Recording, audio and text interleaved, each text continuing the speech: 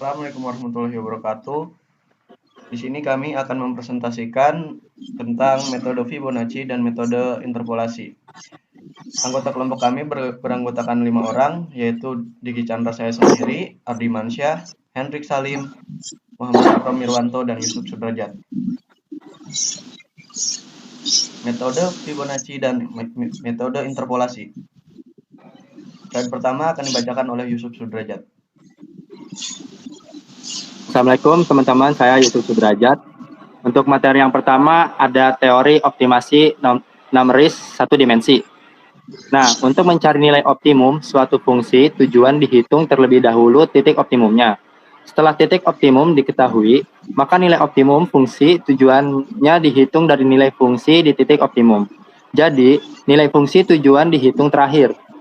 Pada metode numeris ini, langkah hitungan yang dilakukan justru kebalikan dari metode analitis. Pada metode ini, letak titik optimum ditentukan dengan menyelidiki nilai fungsinya. Titik yang mempunyai nilai fungsi terbesar atau terkecil banding titik yang itulah titik optimumnya. Jadi, letak titik optimum dihitung terakhir. Next.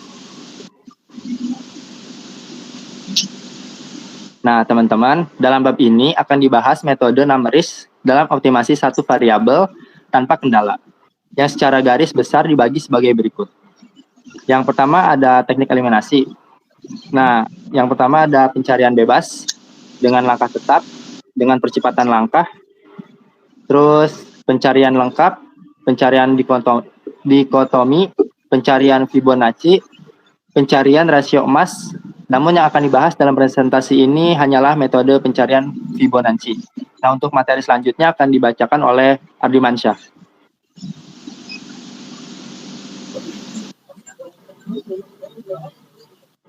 Pencairan Fibonacci. Seperti telah disebutkan di depan, pencairan Fibonacci dapat dipakai untuk mencari maksimum dari sebuah fungsi satu variabel, bahkan untuk fungsi yang tidak menerus. Teknik ini seperti teknik eliminasi yang lainnya merupakan ciri khas sebagai berikut. 1. Interval permulaan di mana terletak titik optimum harus diketahui terlebih dahulu. 2. Fungsi tujuan yang dioptimalkan harus fungsi unimodal pada interval pencairan. 3. Letak yang tepat dari titik optimum tidak dapat ditentukan. Hanya interval pencairannya saja yang dapat diketahui. Interval pencairan dapat diperkecil sesuai dengan ketelitian yang dikehendaki. 4. Jumlah nilai fungsi tujuan yang harus dievaluasi dalam pencairan atau jumlah subinterval pencairan harus ditentukan sebelumnya.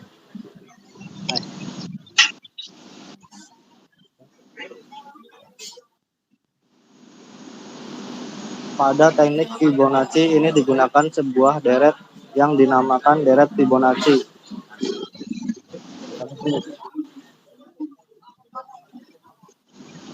Fn yang mempunyai ciri sebagai berikut. F0 sama dengan F1 sama dengan 1.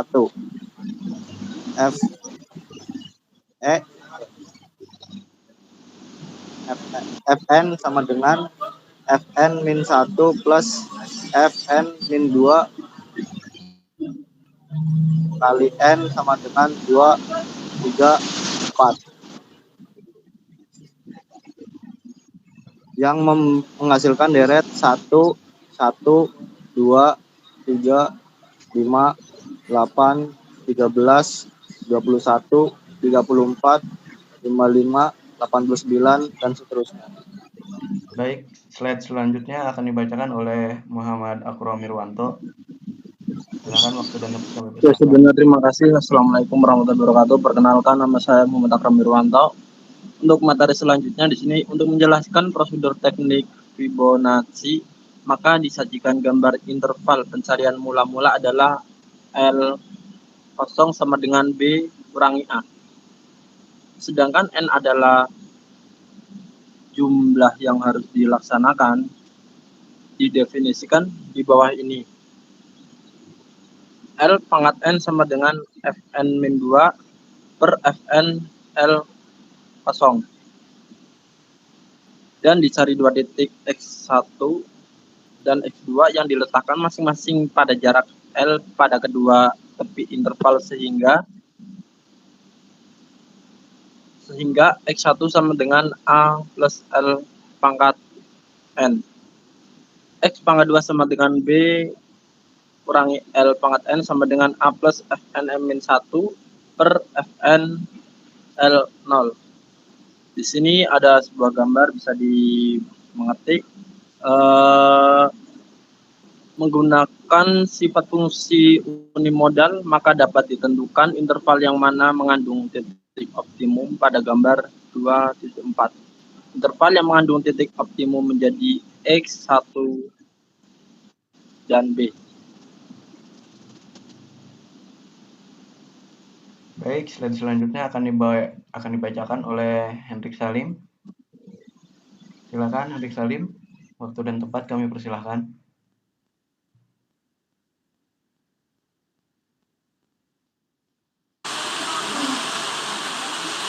Ya, terima kasih atas waktunya. Perkenalkan, nama saya Hendrik Salim, dan selanjutnya saya akan membahas tentang melanjutkan dari materi yang sebelumnya. L sama dengan LO kurangi L derajat sama dengan LO kurangi Fn min 2 per Fn. LO sama dengan 1 min Fn min 2 per Fn. LO sama dengan Fa min 1 per Fn LO. Besarnya interval ini adalah langkah selanjutnya adalah mengulangi prosedur di atas dengan nilai N yang baru dihitung sebagai N sama dengan N-1. Demikian prosedur ini diulang sampai dengan N sama dengan 1. Teknik ini kalah populer dengan teknik rasio emas yang akan dijelaskan pada bab selanjutnya. Kekalahan itu disebabkan oleh adanya hitungan rasio yang baru setiap kali akan menentukan interval pencarian yang baru.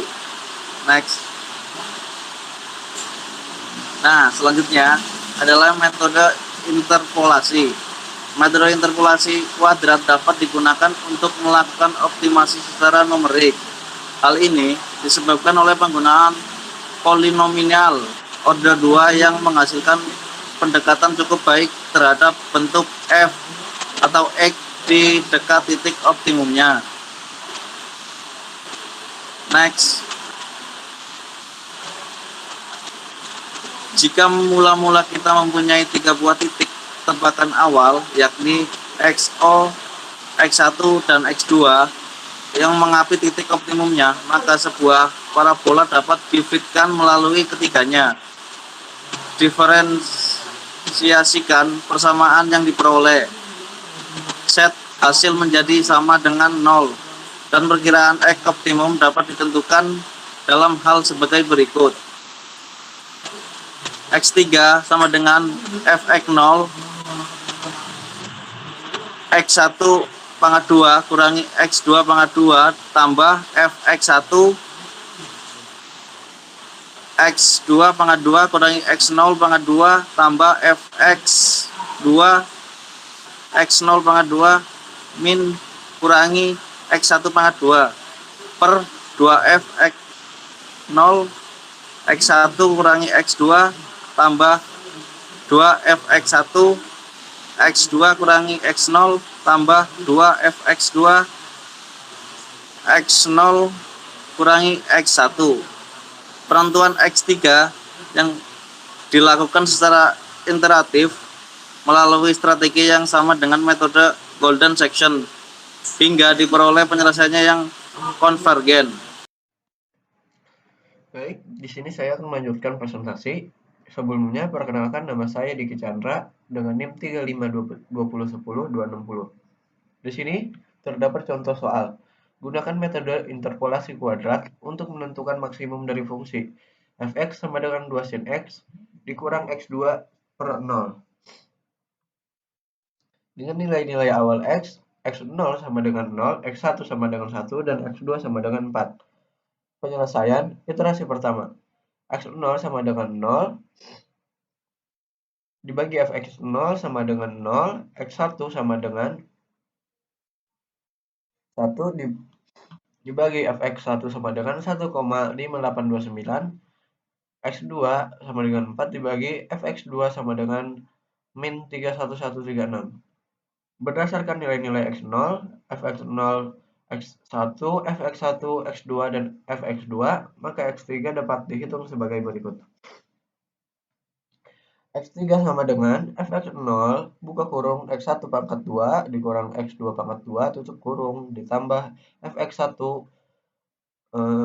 buka kurung x2 pangkat 2 dikurang x0 pangkat 2 tutup kurung ditambah fx2 buka kurung x0 pangkat 2 dikurang x1 pangkat 2 tutup kurung per 2 fx0 buka kurung x1 dikurang x2 tutup kurung ditambah 2 fx1 buka kurung x2 dikurang x0 ditambah 2 fx2 buka kurung x0 dikurang x1, maka x3-nya yaitu sama dengan 0 buka kurung 1 pangkat 2 dikurang 4 pangkat 2 tutup kurung ditambah 1,5829 tutup kurung di buka kurung 4 pangkat 2 dikurang 0 pangkat 2 ditambah min 3,1136 tutup kurung buka kurung 0 pangkat 2 dikurang 1 pangkat 2 tutup kurung per 2 buka kurung 1 kurang 4 ditambah 2 buka kurung 1,5829 buka kurung 4 dikurang 0 ditambah 2 buka kurung min 31136 tutup kurung buka kurung 0 dikurang 1, maka hasilnya yaitu 1,5055. Nilai fx pada x3 fx3 sama dengan 1,7691. Karena kasus ini merupakan persoalan maksimasi dan fx0 lebih kecil dari fx1, fx1 lebih kecil dari fx3, serta fx3 lebih besar dari fx2, maka x0 lama dieliminasi x2 baru sama dengan x2 lama. Demikian seterusnya untuk langkah iterasi berikutnya. Perhitungan dapat dilakukan secara berulang-ulang hingga mencapai nilai toleransi yang diinginkan. Perhatikanlah bahwa penyelesaian ini konvergen menuju nilai maksimum yang sebenarnya, yakni pada x sama dengan 1,4276 dengan nilai maksimum fx sama dengan 1,7757.